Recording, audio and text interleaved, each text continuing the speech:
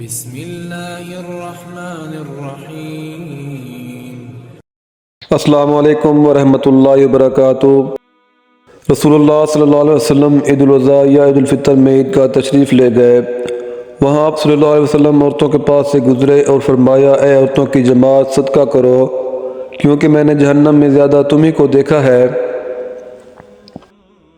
انہوں نے کہا، یا رسول اللہ ایسا کیوں؟ آپ صلی اللہ علیہ وسلم نے فرمایا کہ تم لعن طعن بہت کرتی ہو اور شوہر کی ناشکری کرتی ہو، باوجود عقل اور دین میں ناقص ہونے کے میں نے تم سے زیادہ کسی کو بھی ایک عقل مند اور تجربہ کار آدمی کو دیوانہ بنا دینے والا نہیں دیکھا۔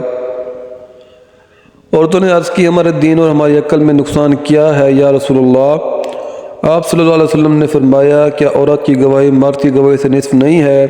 انہوں نے کہا، جی ہے۔ آپ صلی اللہ علیہ وسلم نے فرمایا، بس یہی اس کی عقل کا نقصان ہے۔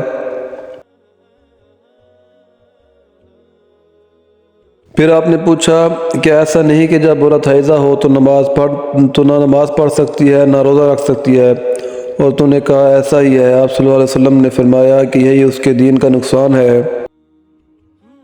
میں نے نبی کریم صلی اللہ علیہ وسلم کے ساتھ ایک چادر میں لیٹی ہوئی تھی، اتنے میں مجھے حیض آ گیا، اس لیے میں آہستہ سے باہر نکل آئی اور اپنے حیض کے کپڑے پہن لیے۔ نبی کریم صلی اللہ علیہ وسلم نے پوچھا، کیا تمہیں نفاس آ گیا ہے؟ میں نے عرض کیا، ہاں۔ پھر مجھے آپ صلی اللہ علیہ وسلم نے بلا لیا اور میں چادر میں آپ صلی اللہ علیہ وسلم کے ساتھ لیٹ گئی۔